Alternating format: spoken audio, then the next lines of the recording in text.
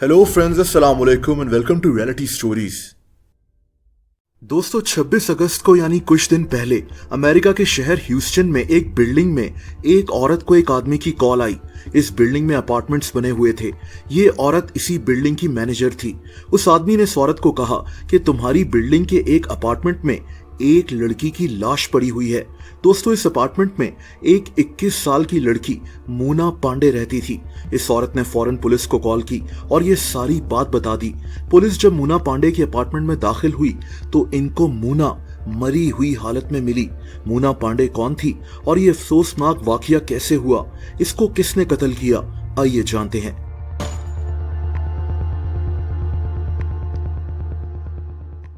दोस्तों, मोना पांडे नेपाल से ताल्लुक रखती थी।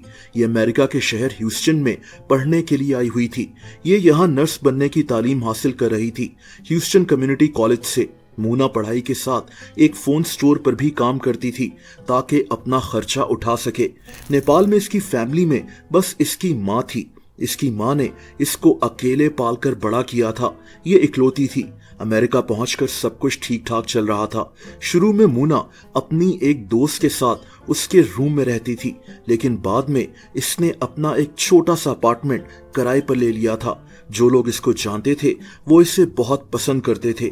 मोना हर वक्त खुश रहने वाली लड़की थी, लेकिन ये कहाँ जानती थी कि इसकी जिंदगी खत्म होने वाली है।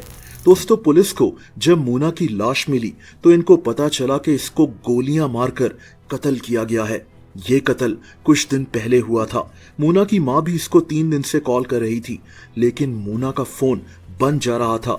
पुलिस ने इस केस पर काम करना शुरू कर दिया। दोस्तों, पुलिस को मोना की एक दोस्त ने एक आदमी के मुतालिक बताया कि एक आदमी 1 साल से मोना का पीछा कर रहा था। ये आदमी मोना को स्टॉक कर रहा था। मोना कहीं भी जाती तो ये आदमी वहां पहुंच जाता था। ये आदमी मोना के सोशल मीडिया अकाउंट्स पर भी इससे बात करने की कोशिश करता था, लेकिन मोना इससे बात नहीं कर रही थी।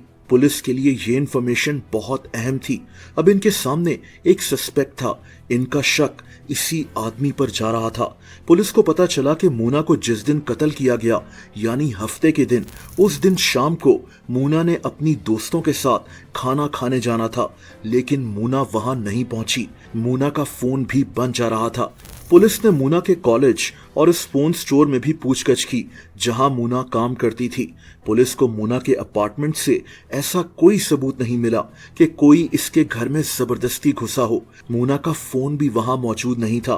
दोस्तों, पुलिस ने जब मोना के पड़ोसियों से सवालात किए तो उन्होंने बताया कि इनको उस रात 9 बजे के करीब जोरदार आवाज आई थी, जैसे कोई गोली चली हो। दोस्तों, इस दौरान पुलिस को एक और अजीब बात पता चली। मोना ने अपने अपार्टमेंट के बाहर एक कैमरा लगवाया हुआ था, यानी इसको किसी से डर था, शायद उसी आदमी से जो 1 साल से इसका पीछा कर रहा था, इसको स्टॉक कर रहा था।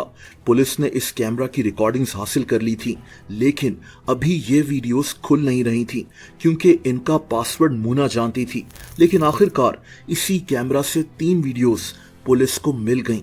उसी रात की वीडियोस जब मोना को कत्ल किया गया था। मोना के साथ क्या हुआ था, अब पुलिस को इन रिकॉर्डिंग से पता चलने वाला था। दोस्तों, पहली वीडियो में देखा गया कि रात के 8:40 पर मोना अपने घर के दरवाजे पर खड़ी हुई थी और तभी एक आदमी वहां पहुंच गया। दोस्तों, इस आदमी के पास एक गन थी।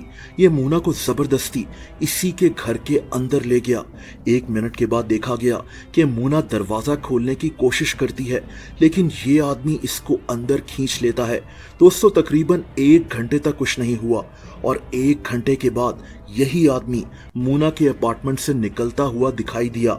इसके हाथ में मोना का पर्स भी था। साफ बात थी कि यही आदमी मोना का कातिल था, लेकिन ये आदमी था कौन? दोस्तों, इस आदमी का नाम बॉबी शाह था। ये 51 साल का था।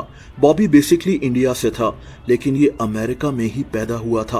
लेकिन सवाल ये था कि बॉबी का मोना से क्या ताल्लुक था। दोस्तों, पुलिस को ये बात एक आदमी ने बताई। ये आदमी एक रेस्टोरेंट का मालिक था। इसके रेस्टोरेंट में कभी मोना काम करती थी। इस आदमी ने बताया कि बॉबी शाह हमारे रेस्टोरेंट में खाना खाने आता था। दरअसल उसी रेस्टोरेंट में बॉबी ने मोना को पहली दफा देखा था और ये तब से इसका पीछा करना शुरू हो गया। मोना इससे बात नहीं करती थी, लेकिन ये आदमी इसका पीछा करता रहा। मोना से गलती ये हुई कि इसको पुलिस को इस मामले में इन्वॉल्व कर लेना चाहिए था, लेकिन इसने ऐसा नहीं किया। ये कहाँ जानती थी कि ये आदमी इतना वहशी बन चुका है कि ये इसकी जान ले लेगा। दोस्तों, पुलिस ने बॉबी शाह को कुछ ही दिनों में अरेस्ट कर लिया था।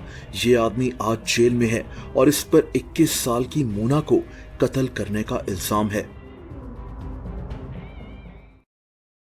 दोस्तों, अगर आप मुझे इंस्टाग्राम पर फॉलो करना चाहें तो उसका लिंक नीचे डिस्क्रिप्शन में मौजूद है।